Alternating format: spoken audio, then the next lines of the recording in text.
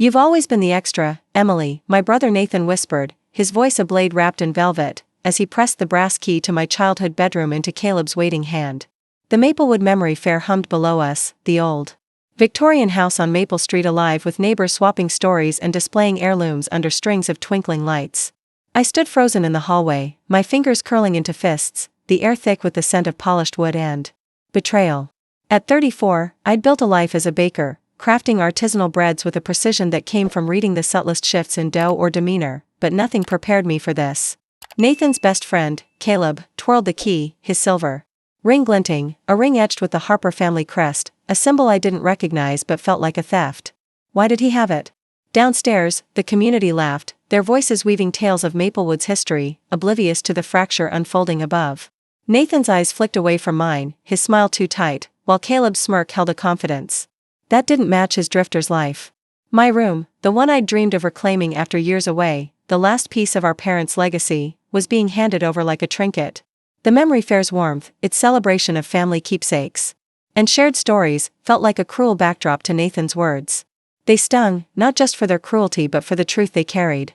I'd always been the one who stayed, who cared for our mother and father through their final years, while Nathan, the town's golden son, built his reputation in Chicago. I wanted to scream, to demand why my own brother would strip me of this small claim to our past, but my throat tightened, and I stood silent, my baker's instinct kicking in, observe, analyze, wait. Caleb's grip on the key was too possessive, his ring catching the light again, its unfamiliar crest a puzzle I couldn't place. Nathan's avoidance of my gaze, the slight tremor in his hand, told me this wasn't just about a room. There was something bigger, something hidden in the shadows of their exchange. The crowd below cheered as someone unveiled a quilt stitched with Maplewood's history, and I felt the weight of being erased, not just from this house, but from the community that had watched us grow.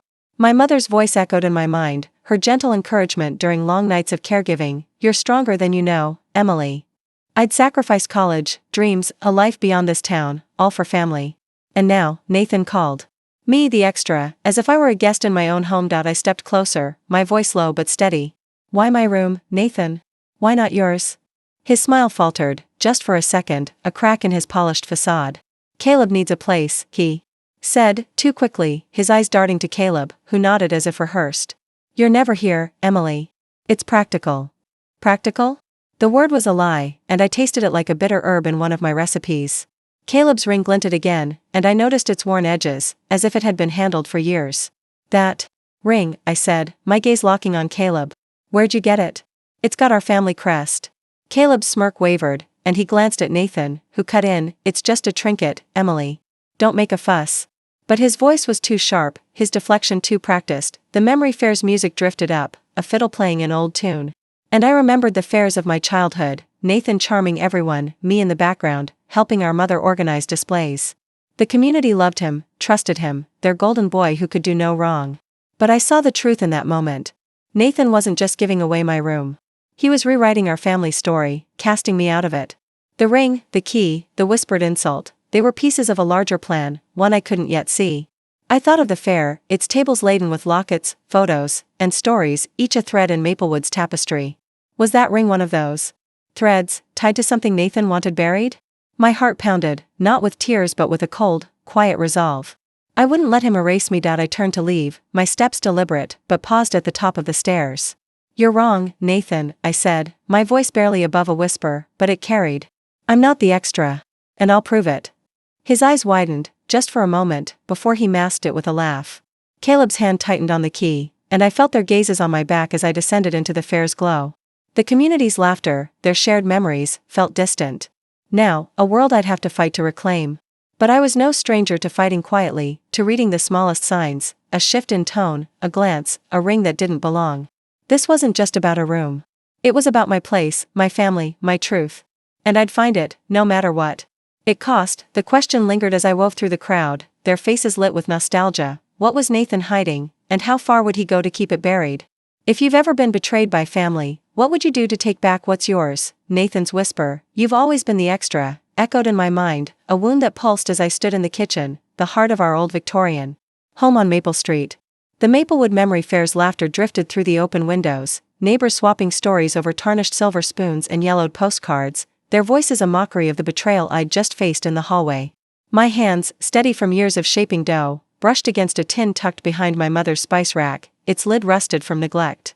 Inside, beneath a scatter of her old recipe cards, was a photograph, its edges curled like a secret too heavy to lie flat.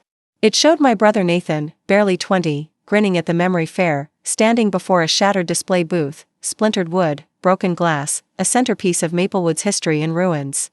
My breath hitched. I was 16. That year, helping my mother pin quilts to the fair's display lines, but this moment was a blank. Why had Nathan hidden this photo? The image clawed at a memory, whispers of a scandal, a community project destroyed, and Nathan's name tangled in the gossip. As a baker, I'd honed a knack for reading the smallest signs, a dose too quick. Rise, a customer's fleeting frown. Nathan's deflection last night, when I'd asked about the silver ring on Caleb's finger, was such a sign. That ring, etched with the Harper family crest, didn't belong on a drifter like Caleb. It wasn't just a trinket, as Nathan had snapped, his voice too sharp. It was a piece of our family, and its presence on Caleb's hand felt like a theft, a thread to a truth Nathan wanted buried. The photograph's faint pencil mark on the back read MF13, Memory Fair, 2013, the year the fair's main exhibit collapsed. I'd heard the stories, hushed and fleeting, about vandalism, about blame cast on outsiders. But Nathan's grin in the photo, too wide, too confident, told a different story. Was he involved?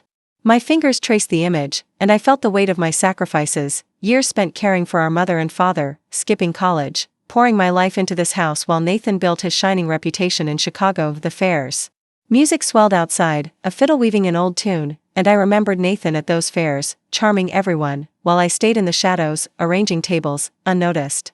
The community adored him, their golden son, but last night's scene, Nathan handing my room's key to Caleb, calling me the extra, was no impulsive cruelty. It was calculated, a move in a game I hadn't yet mapped. I slipped the photo into my pocket, its edges pressing against my palm, and moved to the pantry, searching for more clues. My mother's voice echoed in my mind, soft from those long nights of caregiving, "You see things others miss, Emily." She'd been right. I saw Nathan's tremor when I'd questioned the ring, Caleb's smirk that didn't match his usual aimless demeanor. They were hiding something, and it wasn't just about my room. I stepped outside, the memory fair in full bloom, tables laden with heirlooms, lockets, diaries, old tools, each a story of Maplewood's heart. I scanned the crowd, spotting Nathan near a booth, laughing with a neighbor over a tarnished pocket watch. His ease was a mask, and I knew it. I approached, keeping my voice even. "Nathan, remember the memory fair in 13? The one where the exhibit got wrecked?" His laugh faltered, his eyes flicking to mine, then away. "Vague memory," he said, shrugging. "Kids, probably. Why dig up old dirt?" But his fingers tightened around the watch, and I caught it, the same tremor. From last night. My baker's instinct screamed, he was lying. I pressed further, testing the waters. "Funny, I found a photo of you there, right by the ruined booth. You looked proud." His face hardened, just for a second, before he flashed that golden smile. "You're seeing things, Emily. Always were too nosy." The dismissal stung, but it was the sting of truth. Nathan wasn't just brushing me off, he was guarding something. I thought of Caleb's ring again, its crest unfamiliar yet haunting. Had it been part of the fair's exhibit, one of the heirlooms displayed that year? I remembered my mother's stories about the Harper crest, how it tied to our family's role in founding Maplewood, a badge of pride. Why would Nathan give it to Caleb, a man with no roots here? I moved through the fair, my eyes scanning the displays, landing on a table of old jewelry. A neighbor, Mrs. Callahan, was arranging a tray of rings and brooches. "Ever see a ring with the Harper crest?" I asked, casual but sharp. She frowned, thinking. "Not since the 13 fair. One went missing after the exhibit fell apart. Folks thought it was stolen." My pulse quickened. Stolen, or given away? I turned back to Nathan, now across the square, his arm around Caleb, both of them laughing like they owned the world. But Caleb's hand rested on a table, the ring catching the sunlight, and I saw Mrs. Callahan's eyes narrow, recognizing something. She didn't speak, but her glance at me was enough, a shared suspicion. The fair's warmth, its celebration of family and memory, felt tainted now. Nathan wasn't just taking my room, he was rewriting our family's place in this town, erasing me to protect whatever he'd buried in 2013. My mother's words came back, "You're stronger than you know." I'd spent years proving it, caring for our parents while Nathan played the hero. But heroes don't hide photos or give away family crests. I slipped back into the house, my steps quiet, my mind racing. The photograph wasn't enough, not yet. But it was a crack in Nathan's armor. I needed more, something to tie the ring, the ruined exhibit, and his betrayal together. The fair's music faded as I closed the kitchen door, my fingers brushing the tin again.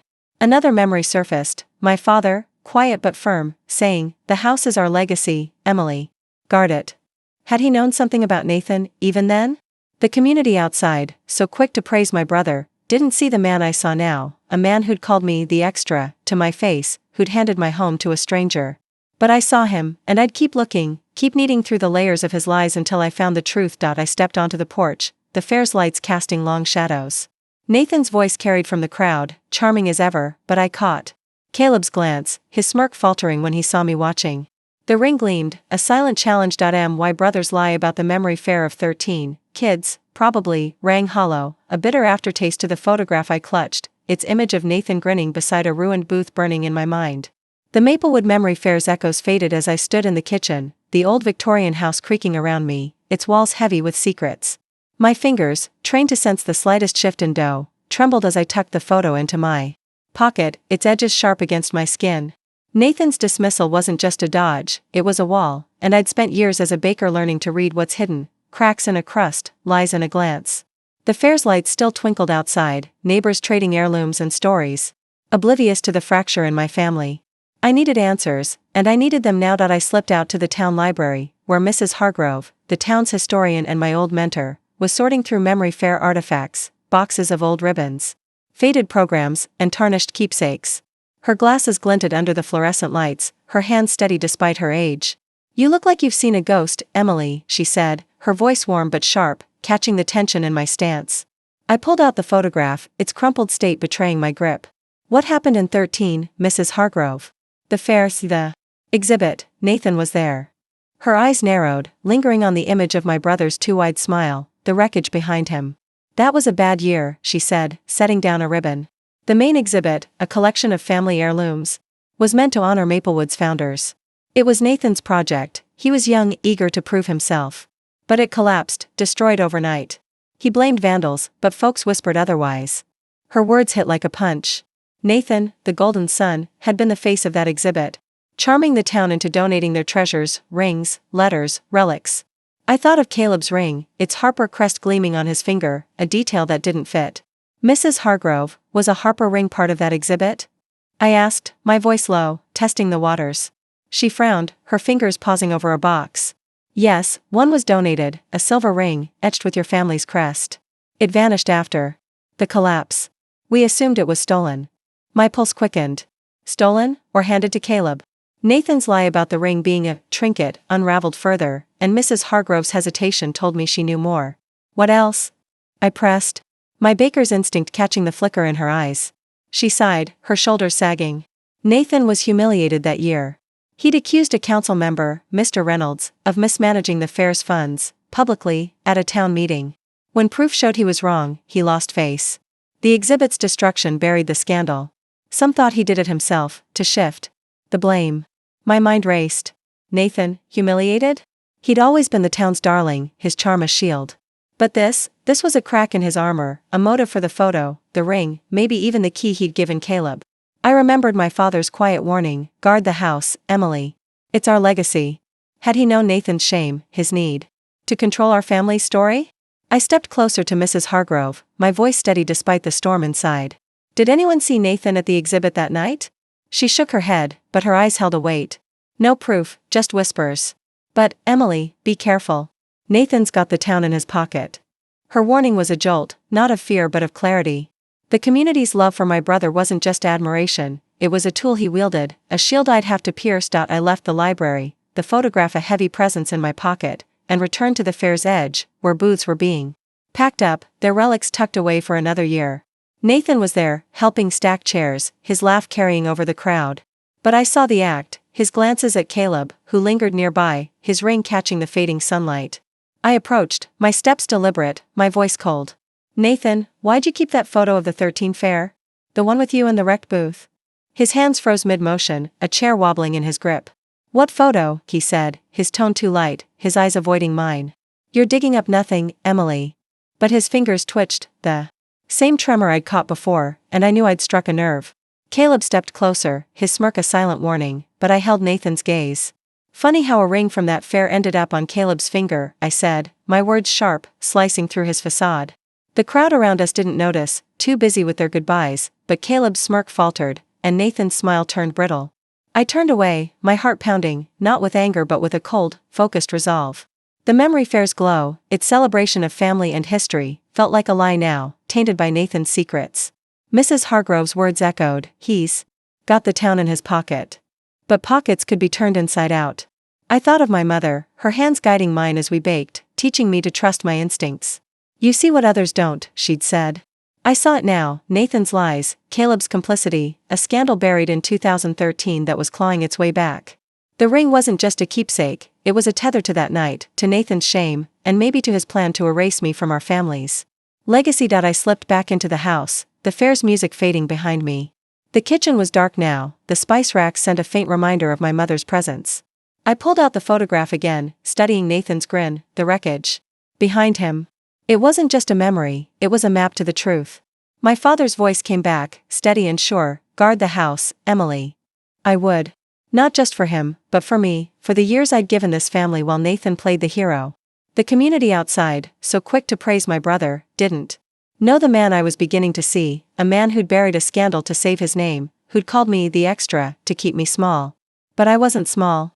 I was a baker, a reader of signs, and I'd find the truth, no matter how deep he'd buried it. As I stepped onto the porch, the fair's lights dimming, I caught sight of Caleb across the street, watching me. His ring gleamed, a silent taunt. Nathan joined him, their heads bent together, whispering. Nathan's brittle smile, cracked by my mention of the 13 memory fair, lingered in my mind like the burn of overworked dough. The Maplewood Memory Fair was winding down, its booths half dismantled, neighbors carting away their keepsakes, lockets, old tools, faded photos, under the dimming glow of string lights. I stood in the pantry of our old Victorian home, the air thick with the scent of my mother's spices, searching for something, anything, to tie Nathan's lies to the ring on Caleb's finger and the wreckage in that photograph. My fingers, calloused from years of kneading, brushed against a tin of baking supplies, its lid warped from time. Inside, tucked beneath a sack of flour, was a folded sheet of paper, its edges soft but the ink sharp. Not a letter, not a recipe, but a contract, a deal to sell our family's house to a developer, signed by my brother and, shockingly, Lillian Carter, a respected member of Maplewood's town council. My heart slammed against my ribs. This wasn't just about my room. Nathan was trying to erase our family's legacy, and Lillian, the woman who'd championed the memory fair for decades, was part of it. My baker's instinct, to read the smallest inconsistencies, kicked in. The contract listed Caleb as a consultant, promised a cut of the profits, a detail that didn't match his aimless drifter's life. Why was a council member signing away our home?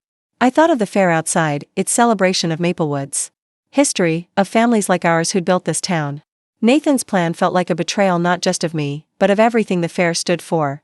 I clutched the paper, its creases biting into my palm, and remembered my father's voice, guard the house, Emily.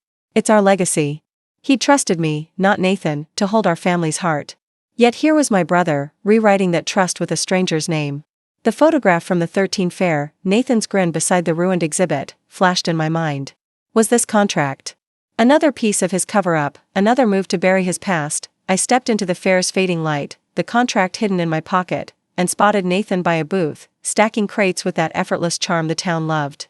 Caleb lingered nearby, his ring catching the glow, a silent taunt. I approached, my voice cold but steady. Nathan, what's this about a deal with Lillian Carter to sell the house? His hands froze, a crate wobbling, and his eyes flicked to Caleb before he laughed, too loud. You're imagining things, Emily. Always so dramatic. But his fingers twitched, the same tremor I'd seen before, and I knew I'd hit a nerve. Lillian's name is on a contract, I said, my gaze locked on his. Why is she involved? His smile tightened, and he stepped closer, his voice low. You don't know what you're talking about. Drop it. The threat in his tone was new, a slip in his golden mask, and it fueled the fire in me. I found Ellie, Caleb's ex, at her candle booth, her hands twisting a wick as she watched the crowd. She'd always been quiet, shadowed by Caleb's swagger, but her eyes held a flicker of unease. Ellie, I need to know about Nathan and Caleb, I said, keeping my voice soft, like coaxing a delicate doe to rise. She glanced at Caleb, then back at me, her fingers stilling. Nathan's been meeting with Lillian, she whispered. Caleb bragged about it, some big plan for the house.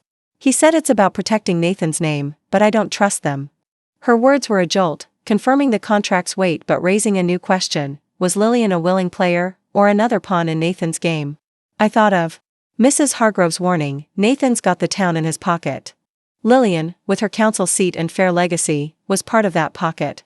But why would she sign? I pressed Ellie further, my voice calm but sharp. What's Caleb's role in this? She hesitated, then leaned closer. He's in deep with Nathan, something about a debt from years ago. That ring he wears? Nathan gave it to him, said it was a promise. A promise? My mind snapped to the 13 fair, the missing Harper ring Mrs. Hargrove mentioned. Was Caleb's ring a payment, a bribe to keep him loyal? Ellie's eyes darted away, and I caught a flicker of guilt. I shouldn't have said anything, she muttered, turning back to her candles. But her words were a crack in Nathan's wall, and I wouldn't let it close. I stepped away, the contract heavy in my pocket, my mother's voice echoing, "You see things others miss, Emily."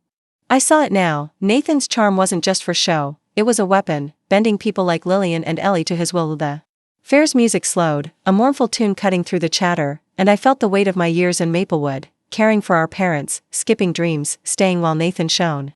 The community's cheers for him, their trust in his golden image, felt like a cage. But cages could be broken. I slipped back into the house, the contract a burning secret against my chest. I needed more, proof to tie Lillian's signature. To Nathan's lies, to the ring, to the 13 fair. I rummaged through Nathan's old desk in the study, its drawers stuffed with papers, and found a crumpled note in his handwriting: Lillian, meet at the fair, usual spot. Keep it quiet. My pulse raced. The note wasn't dated, but its ink matched the contracts, and the words screamed collusion. Had Nathan coerced Lillian, or was she complicit? I stepped onto the porch, the fair's lights nearly gone, and saw Nathan and Caleb across the square, their heads bent together, Caleb's ring glinting like a warning. The community packed up, oblivious to the betrayal woven into their celebration of memory.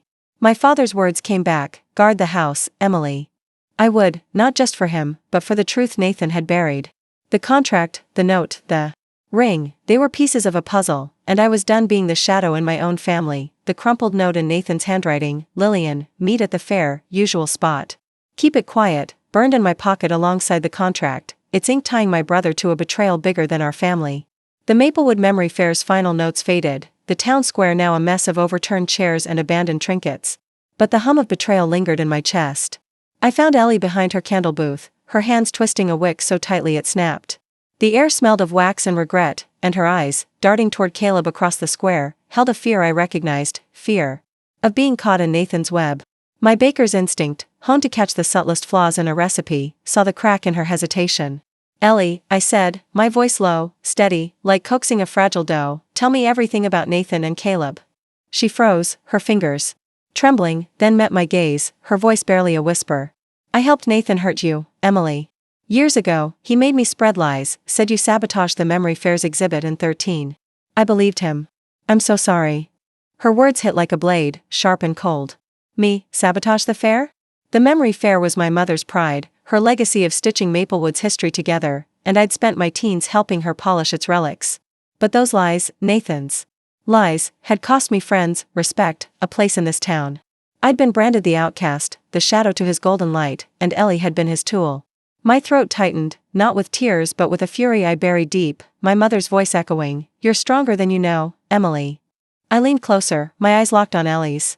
Why would Nathan do that? Her lips quivered, and she glanced at Caleb, his ring glinting as he helped Nathan clear a booth. He said it was to protect the family's name, she whispered. He told me you were jealous, trying to ruin his moment. But I think he just wanted you gone. Gone. The word cut deeper than Nathan's whispered insult, the extra.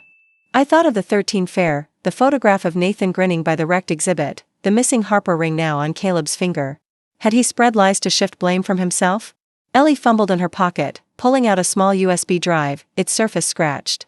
Caleb's careless with his phone, she said, her voice breaking. He recorded Nathan talking about the house deal. I took it. You need to hear it. My fingers closed around the drive, its weight a promise of truth. I slipped it into my pocket, next to the contract and note, and nodded. Thank you, Ellie. Her eyes welled up, but I turned away, my resolve cold. She'd been part of Nathan's game, but now she was my opening and back in the house. I locked myself in my childhood room, the one Nathan had tried to give away, and plugged the USB into my old laptop. Nathan's voice crackled through, low and calculated: Emily won't fight. She's too weak. Once the house is sold, I'm done with this town. My stomach churned, not at his cruelty but at his certainty. He mentioned Lillian Carter, a mistake from years ago, and a plan to tie up loose ends. The recording cut off, but its fragments were a map. Nathan wasn't just selling the house, he was erasing me to bury something deeper, something tied to the 13 Fair and Lillian's signature. I thought of my father, his quiet insistence, guard the house, Emily. Had he sensed Nathan's ruthlessness? Even then, I stepped outside, the fair now dark, its booths packed away. Nathan was across the square, accepting thanks from neighbors, his charm a polished shield. Caleb stood beside him, his ring a silent taunt. The community's trust in my brother, their golden son, was a wall I'd have to break. I approached Ellie's booth again, where she was boxing up her candles, her hands unsteady. "Ellie, what did Nathan mean by a mistake?" I asked, my voice sharp but controlled. She flinched, her eyes darting to the ground. "I don't know everything," she said, "but Caleb mentioned something about Nathan and the council, years back. He said Nathan was desperate to keep it quiet." Her words were another piece, jagged and incomplete, but they pointed to the 13 Fair. To the lies that had painted me as a saboteur. I moved through the empty square, the contract, note, and USB heavy in my pocket. The memory fair's spirit, family, history, community, felt poisoned now, twisted by Nathan's manipulation. I remembered my mother's hands, guiding mine as we set up fair displays, her pride in our town's legacy. Nathan had taken that from me, turned me into a villain to save his own name. But names could be reclaimed. I slipped into the house's garden, where my mother's roses still bloomed, their scent grounding me. My baker's eye, trained to spot flaws, saw Nathan's now, his tremors, his lies, his need to control. The recording was a weapon, but I needed more to tie Lillian's role to his past. I found a small key in the garden shed, tucked in a rusted tin, its shape unfamiliar but marked with the Harper crest. Another secret? My resolve hardened. Nathan thought me weak, but he'd underestimated the sister who'd stayed, who'd carried our family while he shone. I stood in the garden, the night quiet except for the distant hum of departing fairgoers. Nathan and Caleb were across the street, their silhouettes sharp against the streetlights, whispering again. The USB drive's scratched surface felt like a shard of truth in my hand, Nathan's recorded voice, calling me weak, plotting to sell our family's house, still echoing in my ears. The Victorian home's walls seemed to lean in, heavy with my mother's roses and my father's warnings, as I sat in the dim attic, the Harper-crested key from the garden shed glinting beside my laptop. My baker's instinct, sharp as a knife through dough, urged me to dig deeper. I replayed the recording, catching a faint mention of Caleb's name, something about keeping him quiet. Quiet about what? I slipped the key into my pocket. Its weight a question mark, and headed to the town's old archive room, where dusty records of Maplewood's history lay stacked in forgotten boxes. My fingers brushed a ledger from the 13 Memory Fair, its pages brittle but intact, and there, inked in careful script, was an entry: Harper ring, donated by Nathan Harper, misplaced post-exhibit collapse. Misplaced, or stolen? My pulse quickened, but a second entry stopped me cold, a note about Nathan's public accusation against a council leader, Mr. Reynolds, for mismanaging fair funds, followed by an apology, retracted after the exhibit's destruction. Then I found it, another USB, tucked inside a cracked photo frame labeled Memory Fair 13, its contents unmarked but heavy with possibility. I plugged it into my laptop, my hand steady despite the storm inside. Caleb's voice crackled through, slurred, angry. "You owe me, Nathan. I wrecked that exhibit for you, kept your mistake quiet. You said no one would know I broke it too. Cover your lie about Reynolds." My breath caught. Nathan hadn't just blamed me for the 13 Fair sabotage, he'd orchestrated it, using Caleb to destroy the exhibit and bury his own humiliation. The Harper ring, given to Caleb, wasn't a trinket, it was payment for his silence, a betrayal of our family's legacy to save Nathan's name. My mother's voice whispered in my mind, "You see what others miss, Emily." I saw it now. Nathan's lies had fractured our family, turned me into a scapegoat, and the town had believed him. I stepped into the night, the archive rooms, musty air clinging to my skin, and headed to the town square, now empty save for the faint glow of streetlights. Caleb was there, alone, leaning against a lamppost, his ring catching the light. My approach was deliberate, my voice cold. "Caleb, I know what you did in 13. You wrecked the fair's exhibit for Nathan." His smirk vanished, his hand twitching toward the ring. "You've got nothing, Emily," he said, but his eyes darted, betraying him. "I've got your voice on tape," I said, my tone sharp, slicing through his bravado. "You admitted it. Why'd Nathan need you to cover for him?" His silence was a confession, but he stepped closer, his voice low. "Nathan's got this town wrapped up. You push this, you'll lose more than a house. The threat only fueled me. I thought of my father's words, guard the house, Emily. This wasn't just about a house, it was about the truth Nathan had buried, the family he'd betrayed. I found Ellie at her shop, her candles flickering in the dark, her face pale as she saw me. Ellie, I have proof, I said, holding up the USB. Caleb admitted he destroyed the 13 exhibit for Nathan. Her eyes widened, and she clutched a candle, wax dripping onto her hand. I didn't know the whole story, she whispered. Nathan told me it was to protect the family, but I heard him and Caleb arguing once, about a mistake Nathan made, something that could have ruined him. Her words were another piece, jagged but vital, linking Nathan's lies to the town's trust. I pressed her, my voice calm but relentless. What mistake, Ellie? She shook her head, her voice breaking. I don't know, but it's why he's so desperate to sell the house. It's tied to the past. Back in the attic, I sat with the ledger, the USBs, the contract, and the key, each a fragment of Nathan's deception. The 13 fair wasn't just a scandal, it was a wound he'd inflicted on our family, blaming me to save himself. The community's love for him, their cheers at the fair, felt like a lie I'd been forced to live. My mother's roses, their scent drifting through the open window, grounded me. I remembered her hands, steady as we baked, teaching me to trust my instincts. Nathan's mistake, his need to control, was unraveling. The key in my pocket, Harper crested, like Caleb's ring, felt like a lock I hadn't yet opened. Was it to something in the house, something Nathan feared I'd find? I stepped onto the porch, the town quiet now, its streets empty. Nathan's car was parked nearby, and I saw him inside, talking on his phone, his face tense. Caleb stood outside. His ring a faint glint in the dark. They were planning something, and I was running out of time. My resolve hardened, cold and unyielding. Nathan had painted me as the villain, but I was the one who'd stayed, who'd carried our families. Wait. The Harper-crested key burned in my pocket, its edges pressing against the USBs, the contract, and Nathan's note, each a shard of my brother's betrayal. Caleb's recorded confession, that he'd wrecked the 13 memory fair exhibit to cover Nathan's false accusation, echoed in my mind as I stood in the attic of our Victorian home, the air thick with dust and my mother's lingering rose scent. My baker's instinct, sharp as a blade through dough, told me the key unlocked more than a door, it was tied to Nathan's desperation to sell the house. I descended to the basement, where my father's old safe sat, its lock rusted but marked with the same Harper crest. The key fit perfectly, clicking open to reveal a single document, its parchment yellowed but the ink bold, a trust, signed by my father, naming me, Emily Harper, as the sole heir to the house. My breath caught. Nathan had known, and he'd hidden it, manipulating Lillian Carter to bury this truth and secure his deal with Caleb. The trust was a blow, not just to Nathan's plan but to the years I'd spent believing I was secondary. The shadow to his golden light. My father's words, guard the house, Emily, weren't just a plea, they were a mandate he'd sealed in ink. But there was more, a handwritten note from my father, tucked inside, its words trembling with urgency. Nathan's shame will destroy us if you don't hold fast. Shame? The 13 fair, Nathan's lies about me, Caleb's ring, it all pointed to a deeper wound he'd inflicted on our family. I clutched the trust, its weight grounding me, and sought Mrs. Hargrove at her home, her porch lined with memory fair relics.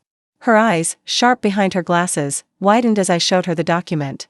Emily, she said, her voice low, your father came to me before he passed, said he'd named you heir to keep the house safe. Lillian Carter was supposed to file this trust with the town, but Nathan convinced her to hide it. He said it was to protect the family's name. Protect the name? Nathan had tarnished it, framing me for his sabotage, selling our legacy to bury his past. Mrs. Hargrove's words were a jolt, revealing not just Nathan's manipulation but Lillian's complicity. Why would Lillian agree? I asked, my voice cold, my baker's eye catching the hesitation in her pause. She sighed, setting down a tarnished fair ribbon. Nathan's charm is a weapon. He promised Lillian a legacy, a new community center named after her, if she kept quiet. She's not a villain, Emily, just a woman swayed by his lies. My pulse raced. Lillian, a pillar of Maplewood, had traded our family's history for a hollow honor. The trust, the key, the recording, they were my arsenal now, but I needed more to unravel Nathan's hold on the town. I found Mr. Thompson, the town's lawyer, at his office, his desk cluttered with old case files. His gray hair glinted under the lamp as I laid out the trust, the contract, and the USBs. Mr. Thompson, I said, my tone steady despite the fire inside, Nathan's trying to sell the house, but this trust proves it's mine. He's manipulated Lillian Carter to hide it. His eyes scanned the documents, narrowing at Lillian's signature on the contract. This is serious, Emily, he said, his voice gruff. Nathan's deal with the developer is moving fast, but this trust is airtight. We can fight it in court, but you'll need to confront Lillian, she's the key to proving his coercion. His words were a lifeline, but they carried a warning. Exposing Nathan meant tearing open the town's trust in him. I stepped into the night, the town square silent, its streetlights casting long shadows. Nathan's car was gone, but Caleb lingered near the old fairgrounds, his ring glinting as he paced. I approached, my voice sharp. Caleb, I know about the trust. Nathan hid it to sell the house. What else is he hiding? His smirk faltered, his hand twitching toward the ring.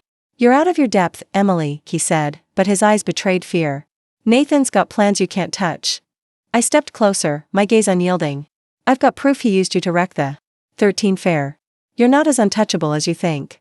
His silence was a crack in Nathan's armor, and I knew I'd struck deep. Back at the house, I stood in the kitchen, my mother's spice rack a quiet anchor. The trust, now safe in my hands, was more than a legal claim, it was my father's. Faith in me, a faith Nathan had tried to erase. I thought of the memory fair, its celebration of family and history, now tainted by Nathan's lies. My mother's voice echoed, you see things others miss, Emily. I saw it all, Nathan's manipulation of Lillian, his use of Caleb, his framing of me to bury his shame. The community's love for him was a facade I'd shatter, but at what cost? I slipped the trust into a drawer, next to the key, and prepared to meet Lillian. Her role in hiding my father's will wasn't just a betrayal, it was a thread I'd pull to unravel Nathan's empire of lies. As I stepped onto the porch, the town's quiet felt heavy, broken only by the distant hum of a car, Nathan's, pulling into the drive. His silhouette was sharp, his eyes meeting mine through the dark, the trust naming me heir, its ink a silent vow from my father, felt like a shield as I stood in the Maplewood town square, the memory fair reborn around me with booths of heirlooms and laughter. Nathan's silhouette in the driveway last night, his eyes locking onto mine, had carried a warning, but my resolve was colder, sharper, honed by years of needing truth from lies. My pocket held the USBs, the contract, the Harper crested key, and my father's note, each a piece of Nathan's deception, ready to be laid bare. The fair stage, where families shared stories of their legacies, was my battlefield now. I'd arranged with Mr. Thompson to present my case to the town, not in a courtroom but here, where Maplewood's heart beat strongest. As I stepped toward the stage, the crowd's chatter faded, their eyes turning to me, the woman they'd once shunned for a sabotage I didn't commit. I held up the trust, its parchment catching the fair's string lights. Maplewood, I said, my voice steady, cutting through the murmurs, this is my father's will, naming me the heir to our family's home. Nathan hid it, lied to you about me, and tried to sell our legacy to bury his own shame. Gasps rippled through the crowd, and I saw Lillian Carter in the front row, her face pale, her hands twisting a fair ribbon. I played the USB recording, Caleb's voice crackling, I wrecked that exhibit for you, Nathan. You said no one would know. The crowd stilled, their trust in my brother fracturing as I continued. Nathan spread lies that I sabotaged the 13 memory fair to cover his own mistake, a false accusation against a council leader that humiliated him. I held up the contract, Lillian's signature stark. He coerced Lillian Carter to hide this trust, promising her a legacy to betray ours. Lillian's head bowed, her silence louder than any defense. The crowd's shock was a living thing, eyes darting to Nathan, who stood frozen near a booth, his charm shattered. But then he stepped forward, his voice smooth, desperate. Emily's twisting the truth, he said, his smile forced. She's always been jealous, trying to tear us down. His words were a knife, but my baker's instinct caught the tremor in his hands, the same one I'd seen before. I held his gaze, my voice cold. You blamed me for your failure, Nathan. You used Caleb, Lillian, even Ellie to rewrite our family story. I turned to the crowd, my mother's strength in my veins. You believed I was the villain, but I've carried this town's heart, our home, our history, while Nathan sold it. A murmur rose, neighbors whispering, their faith in him crumbling like overworked dough. Lillian stepped forward, her voice shaking. I was wrong, she said, facing the crowd. Nathan convinced me the trust was a mistake, that he'd protect Maplewood's future. I see now he was protecting himself. Her admission was a jolt, the crowd's gasps turning to murmurs of betrayal. I hadn't expected her to speak, but her words were a crack in Nathan's wall, one I'd widened. Caleb, lurking at the edge, slipped away, his ring no longer a taunt but a mark of his complicity. I caught Ellie's eye in the crowd, her nod. Subtle but firm, she'd been part of Nathan's lies but now stood with me. Mrs. Hargrove, near the stage, clutched a fair relic, her eyes proud. The town's history, its memories, were mine to guard, just as my father had asked. Nathan's face twisted, not with anger but with something rawer, fear, maybe, or the weight of his unraveling lies. He stepped closer, his voice low, meant. For me alone. You're destroying everything, Emily. I met his gaze, my silence sharper than words. You destroyed us first, I said, my tone ice, my heart heavy with the family we'd lost. The crowd watched, their cheers for Nathan replaced by questions, their trust in me reborn. Mr. Thompson joined me, holding up the trust. This is legal, he said, his voice gruff. Emily's claim is true. The house is hers. The crowd's murmurs grew, some nodding, others staring at Nathan, their golden sun now tarnished. I stepped off the stage, the fair's lights dimming as booths began to close. The community's eyes followed me, no longer with suspicion but with a fragile respect. My mother's roses, their scent carried on the breeze, reminded me of her words, you see things others miss, Emily. I'd seen Nathan's lies, his sabotage, his manipulation of Lillian, his use of Caleb to bury his shame. The trust was mine. The house was mine, but the cost was a brother I'd never truly had. As I walked through the fair, neighbors parted, their whispers a mix of awe and regret. Nathan stood alone, his charm useless now, his eyes avoiding mine. The courtroom's oak benches creaked under the weight of Maplewood's gathered neighbors, their whispers a low hum as I stood with Mr. Thompson, my father's trust clutched in my hand. Nathan sat across the room, his face a mask of calm, but his fingers betrayed him, twitching against the table. The judge, a stern woman with gray streaks in her hair, peered over her glasses as I presented my evidence, the trust naming me heir, the contract with Lillian Carter's signature, the USBs capturing Caleb's confession, and my father's note warning of Nathan's shame.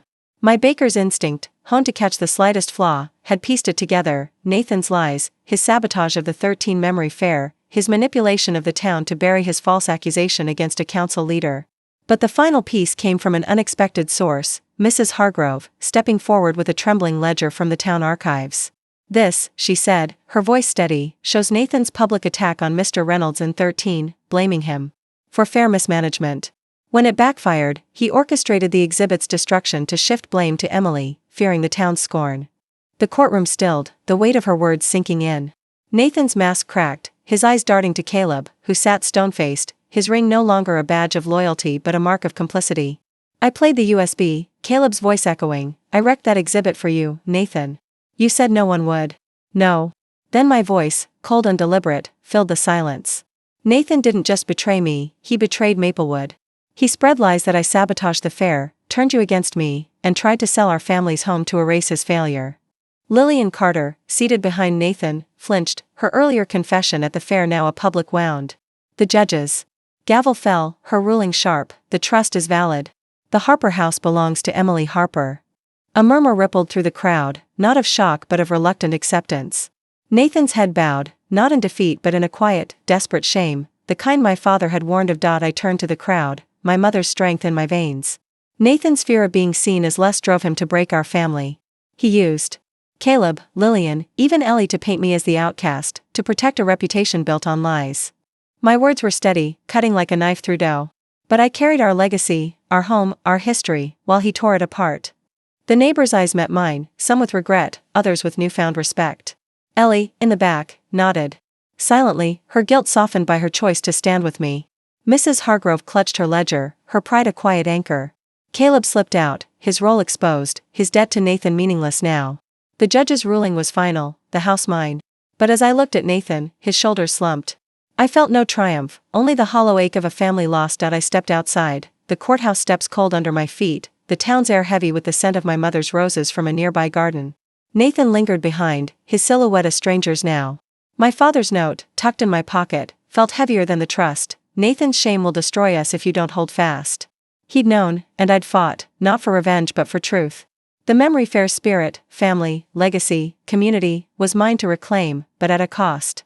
I'd won the house, but the brother I'd once known was gone, as were the memories we might have shared. My baker's eye, trained to see what others miss, had uncovered Nathan's fear, his need to control, his willingness to sacrifice me. To save himself. The town saw me now, not as the extra but as the one who'd guarded what mattered. Standing alone, I looked back on this journey, not with bitterness, but with a clarity as sharp as my kitchen blades. I'd faced Nathan's lies, pieced together his betrayal through keys, recordings, and hidden trusts, and stood before Maplewood to reclaim my name. The lesson wasn't about winning or losing, it was about the quiet cost of truth. Families can wound you deeper than strangers, not with shouts but with whispers, not with blows but with silence. For those of us who've been pushed aside, the truth is this: you don't fight to prove them wrong, you fight to prove yourself right.